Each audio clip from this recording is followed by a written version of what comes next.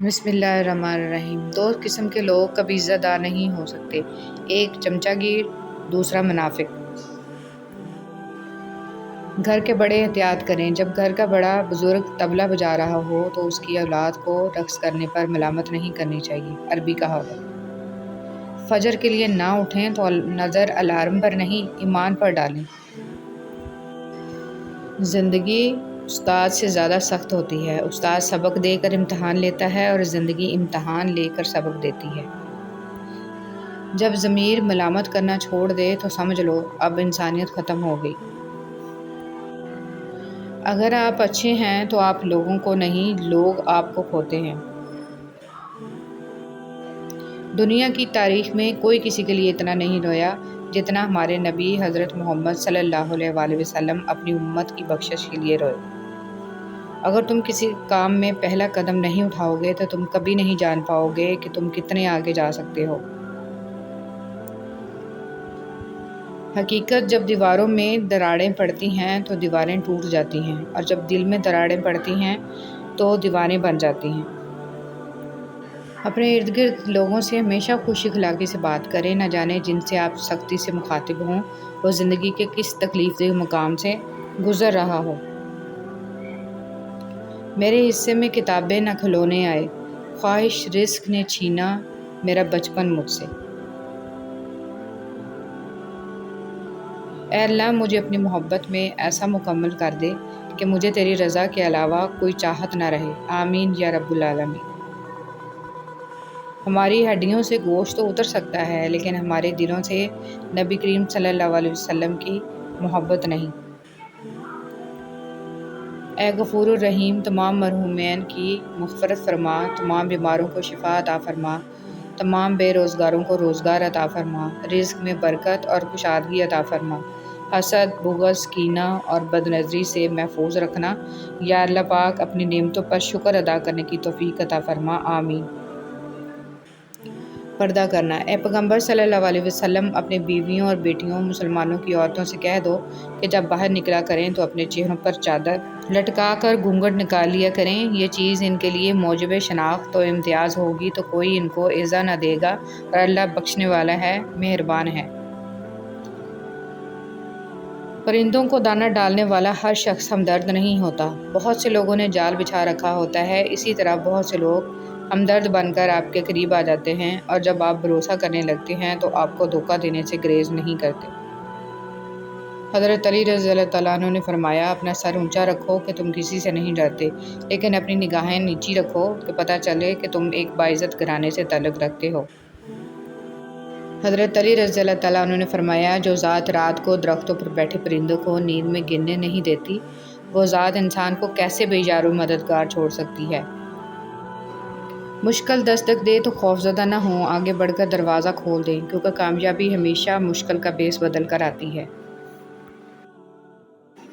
حضرت ارباز بن ساریہ رضی اللہ تعالیٰ عنہ بیان کرتے ہیں کہ نبی کریم صلی اللہ علیہ وسلم نے ارشاد فرمایا، میرے بعد جو شخص زندہ رہے گا وہ بہت زیادہ اختلافات دیکھے گا، تم پر لازم ہے کہ میری سنت اختیار کرو اور ہدایت یافتہ خلفائے راشدین کی سنت اختیار کرو اور اسے مضبوطی سے تھامے رکھو۔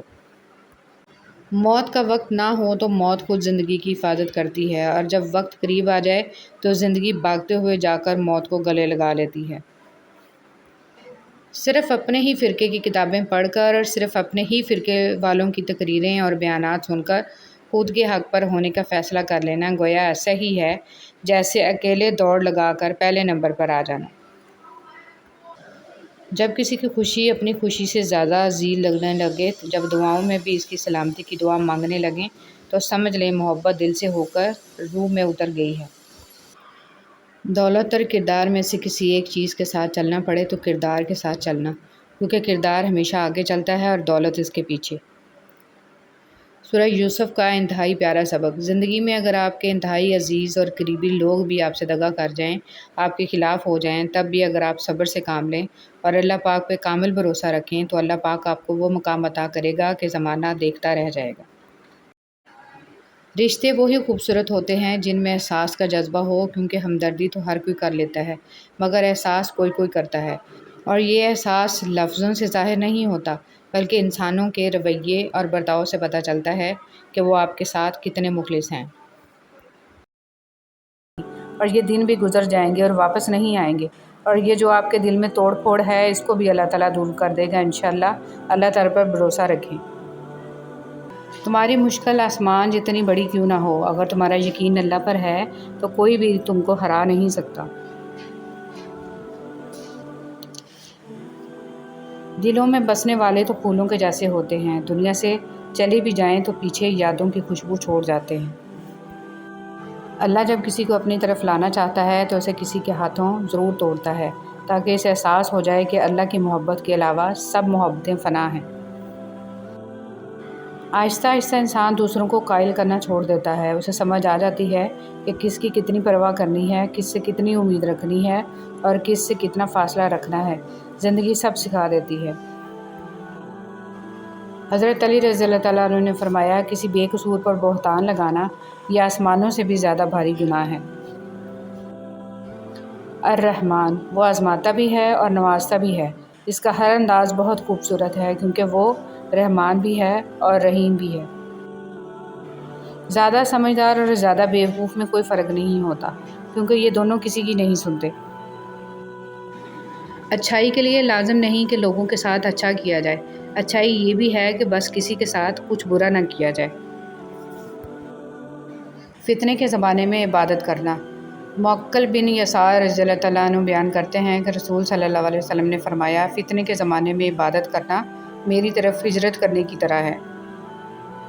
جب انسان پیدا ہوتا ہے تو کچھ ساتھ لانے کی اجازت نہیں ہوتی، جب مر جائے تو کچھ ساتھ لے جانے کی اجازت نہیں ہوتی، مگر افسوس ہے کہ زندگی اور موت کے درمیان یہی بنی نوع انسان وہ سب حاصل کرنا چاہتا ہے جو ساتھ نہ لایا تھا اور نہ ہی لے جا سکتا ہے۔ صلی اللہ علیہ وسلم نے ارشاد فرمایا، 5 نمازیں جمعہ دوسرے جمعے تک اور رمضان دوسرے رمضان تک اپنے درمیان والے گناہوں کا کفارہ بنتے ہیں، جب تک بڑے گناہوں سے اجتناب کیا جائے۔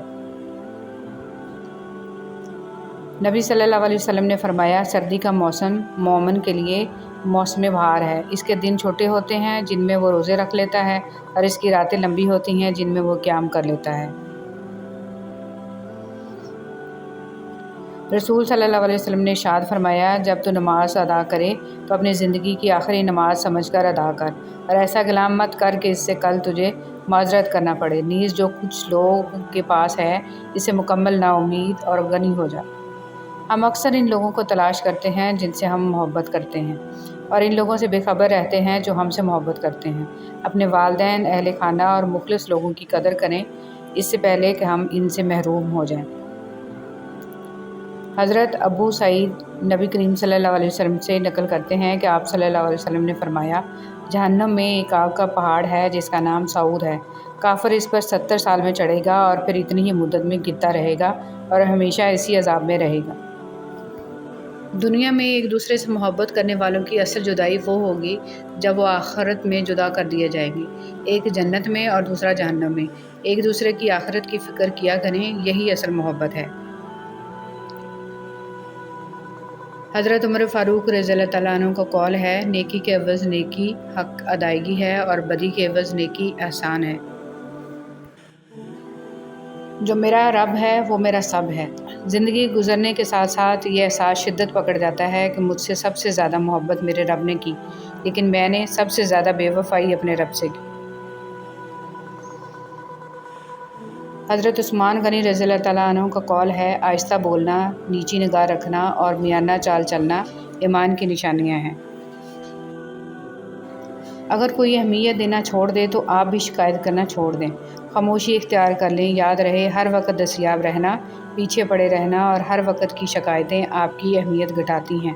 مانگنے سے بھیک تو مل سکتی ہے مگر اہمیت اور محبت نہیں۔ نظروں کی حفاظت۔ جریر رضی اللہ تعالیٰ عنہ کہتے ہیں کہ میں نے رسول صلی اللہ علیہ وسلم سے اجنبی عورت پر اچانک نظر پڑ جانے کے بارے میں پوچھا تو آپ صلی اللہ علیہ وسلم نے فرمایا، تم اپنی نظر پھیر لو۔ ایک بزرگ سے کسی نے پوچھا، پسند اور محبت میں کیا فرق ہے؟ بزرگ نے جواب دیا، آپ ایک پھول دیکھتے ہو اور اسے توڑ کر اپنے پاس رکھ لیتے ہو، یہ پسند ہے، اور اگر آپ اس پھول کو روزانہ پانی دیتے ہو اور اس کا خیال رکھتے ہو تو یہ محبت ہے۔ زندگی میں خوبصورتی صرف درود شریف سے ہے۔ آپ جتنا درود شریف کے قریب ہوں گے زندگی اتنی ہی حسین ہوگی، آپ جتنا درود شریف کے قریب ہوں گے دل اتنا مضبوط ہوگا، آپ جتنا درود شریف پڑھیں گے دل اتنا خوبصورت اور وسیع ہوگا۔ بس زندگی میں یہ کام کر لیں، کوئی چلے وظیفے کرنے نہیں پڑیں گے، زندگی خود ہی سنور جائے گی۔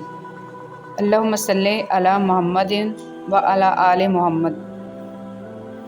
رشتہ داری میں مقابلہ نہیں ہوتا، اور جو مقابلہ کرے وہ اپنا نہیں ہوتا۔ رشتے مقابلہ کر کے نہیں بلکہ ایک دوسرے کی مجبوریوں اور پریشانیوں کو سمجھ کر نبھائے جاتے ہیں۔